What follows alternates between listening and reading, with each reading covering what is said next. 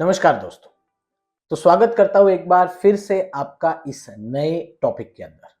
तो आज हम बात करने वाले हैं सबसे इंपॉर्टेंट टॉपिक, दैट इज, यहां पर आप ध्यान देंगे, prime numbers and composite number.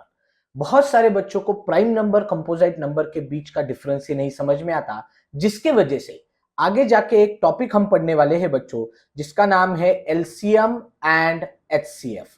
इन दोनों के अंदर भी प्रॉब्लम होता है, इसलिए आपको गौर करना है बच्चों कि जब जब एलसीएम और एचसीएफ को आपको अच्छे तरीके से समझना है तो you have to understand what are prime numbers and composite number. ठीक है, तो चलिए फिर शुरू करते हैं, what are prime numbers and composite number. ठीक है, फाइन। तो सबसे पहले आपको समझना पड़ेगा कि फैक्टर्स क्या होते हैं। तो फैक्टर्स को समझने के लिए एक एग्जाम्पल आपके सामने रखता हूं। जैसे अगर मैंने 5 इंटू 6 कर दिया तो आंसर क्या आने वाला है बताइए? The answer will be 30 obviously, right. तो हम ये कह सकते हैं बच्चों, ये जो 30 है, इस 30 के यहां पर दो फैक्टर बन रहे हैं। कौन से? 5 एंड 6। समझ में आ गया? वापिस एक बार बताता हूं एक और एग्जाम्पल लेके। जैसे अगर समझ लो मैं यहां पर कर रहा हूं 7 multiply by 3, answer would be what? 21। मतलब इस 21 के यहां पर दो फैक्टर्स बन रहे हैं। पहला फैक्टर बन रहा है उसका 7 और दूसरा फैक्टर बन रहा है उसका 3। आई होप यहां तक क्लियर हो गया होगा। तो सिंपल सी बात है, फैक्टर ये ऐसी चीज है जो मल्टीप्लाई करने के बाद कोई एक नंबर आता है।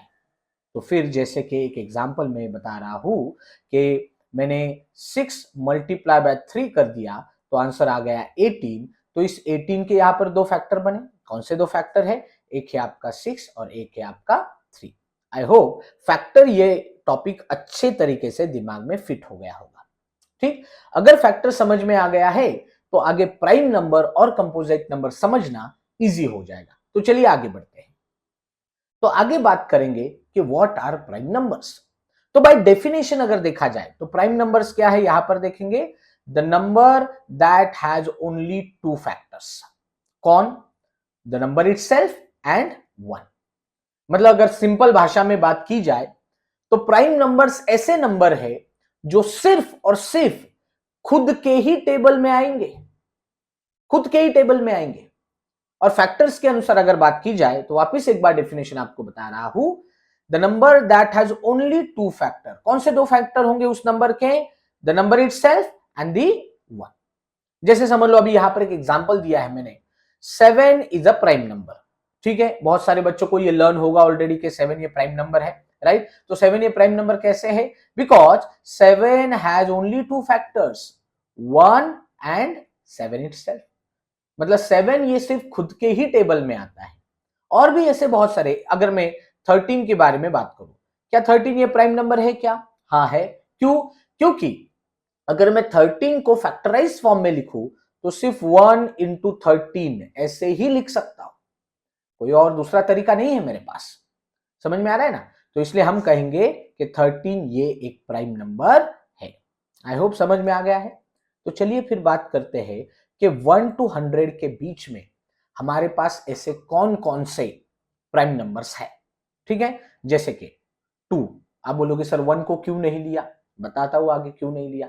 तो सबसे पहला प्राइम नंबर अपने पास है, दैट इज 2, 3, 5, 7, 11, 13, 17, 19, 23, 29, 31, 37, 41, 43, 47, 53, 59, 61, 67, 71, 73, 79, 83, 89, 97। तो ये सारे प्राइम नंबर्स है आपके पास बिटवीन 1 to 100। ठीक है, पर इसमें अगर गौर करोगे बच्चों, 2 is the only even prime number. 2 is the only even prime number. और बाकी सारे प्राइम नंबर्स देखोगे तो वो कैसे है? ऑड है। तो ये 2 की कैरेक्टरिस्टिक है, सबसे इंपॉर्टेंट, अच्छे से दिमाग में रखना बच्चों। 2 is the only even prime number, बाकी सारे के सारे प्राइम नंबर कैसे है? ऑड है। ठीक, तो आई होप प्राइम नंबर के बारे में अच्छे से समझ में आ गया होगा। फाइन, तो चलिए आगे बढ़ते हैं। अब आगे बात करेंगे कंपोजिट नंबर क्या है। सो कंपोजिट नंबर सिंपल, जो प्राइम नहीं वो कंपोजिट है। ये अंडरस्टैंडिंग के लिए बता रहा हूं, पर बाय डेफिनेशन कंपोजिट नंबर क्या कहता है? The number has more than two factors.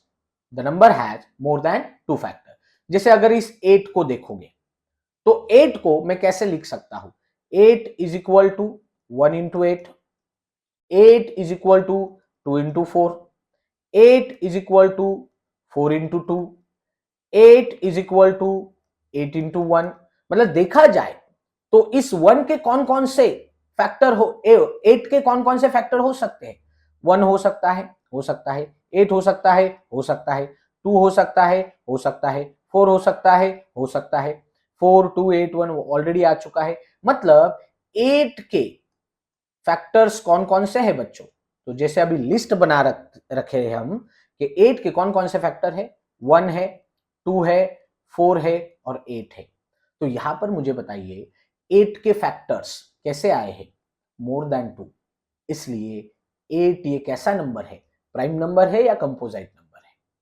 Obviously 8 ये कंपोजिट नंबर है बच्चों। अगर वैसे ही और एक एग्जांपल में बताऊं, जैसे 6 का एग्जांपल लेता हूं। 6 को कैसे कैसे लिख सकते हैं? 1 इंटू 6, राइट। और कैसे लिख सकते हैं? 2 इंटू 3, राइट। और कैसे लिख सकते हो? 3 इंटू 2, राइट। और 6 into just a minute 6 into 1। मतलब 6 के कौन कौन से फैक्टर है? 1 है, खुद 6 है, 2 है और 3 है। मतलब आ गए ना मोर देन 2 फैक्टर्स। तो ये 6 नंबर कैसे हो गया बच्चों? 6 इज योर कंपोजिट नंबर। तो आई होप कंपोजिट नंबर का भी कंसेप्ट अच्छे से दिमाग में फिट हो गया होगा। ठीक है, तो चलिए फिर आगे बढ़ते हैं। नाउ विल टॉक अबाउट के 1 to 100 के बीच में कौन कौन से कंपोजिट नंबर आते हैं। तो देखो पहला कंपोजिट नंबर कौन सा है? 4। अगर 4 के बारे में बात करूं तो 4 के कौन कौन से फैक्टर्स होंगे रे? 1 इंटू 4, राइट। और 2 इंटू 2, राइट। वापिस 2 इंटू 2 भी होगा एंड 4 इंटू 1 भी होगा। तो फिर 4 के फैक्टर्स कौन कौन है? देखिए 1 है, 4 है और 2 है। तो आ गए ना 1 2 4, आ गए ना मोर देन 2 फैक्टर्स। तो 4 ये कैसा हो गया आपका? कंपोजिट नंबर हो गया। अब ये जो 1 to 100 के बीच की मैंने जो लिस्ट दी है, इन सब के फैक्टर्स अगर आप करोगे तो इसके पास मोर देन 2 फैक्टर्स होंगे ही होंगे, इसलिए हम इसको कंपोजिट नंबर कह रहे हैं। आया समझ में अच्छे से? आई होप दिमाग में ये चीज भी आपकी फिट हो गई होगी, राइट। तो बात सिंपल है। हाँ, एक चीज ध्यान रखना, यहां पर जो 1 है, इस 1 के बारे में कहीं पर भी नहीं लिखा। 1 के बारे में ना मैंने प्राइम नंबर में बताया है, ना कंपोजिट नंबर के बारे में बताया। वाई? क्योंकि 1 इज अ स्पेशल केस। कैसे? देखिए 1 is a special case because 1 is not a prime number as well as 1 is not a composite number। अरे बाप रे, ये क्या हो गया? तो क्यों? इसका रीजन भी बच्चों आपको पता होना चाहिए। तो चलिए बात करते हैं कि 1 ये प्राइम नंबर क्यों नहीं है। Because it does not have exactly 2 different factors. जैसे अगर मैं 7 लिखा था, 7 के 1 इंटू 7 मतलब 1 और 7 ये 2 डिफरेंट फैक्टर्स आए थे ना, पर 1 के से 2 डिफरेंट फैक्टर्स नहीं आते। 1 को आप ज्यादा से ज्यादा 1 इंटू 1 ही लिख सकते हो, बराबर ना? 1 इंटू 1 ही लिख सकते हो, राइट। पर ये तो सेम फैक्टर आ गए। पर हमें प्राइम नंबर में कैसे फैक्टर चाहिए? दोनों भी एग्जैक्टली 2 डिफरेंट, इसलिए 1 is not a prime number. तो चलिए बात करते, 1 is not a composite number. कैसे? Because it does not have more than 2 factors. अब 1 को आपने ज्यादा से ज्यादा कैसे लिखा था? 1 इंटू 1 ही तो लिखा था, राइट। बराबर ना? मतलब 2 ही फैक्टर है, तो मोर देन 2 फैक्टर आ रहे क्या कहीं पर भी? नहीं आ रहे। कोई बोलेगा सर इसको लिखो ना, और 1 इंटू 1 इंटू 1 इंटू, अरे 1 ही तो ले रहे हो, अलग कौन से ले रहे हो आप?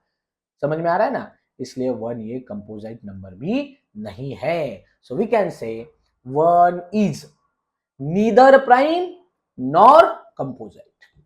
समझ में आ गया? तो चलिए अभी जो कुछ भी हमने देखा है, ये आपके सामने टेबल है बच्चों। तो इस टेबल के अंदर 1 को मैंने सर्कल करके रखा है। क्यों? क्योंकि as you know 1 is neither prime nor composite.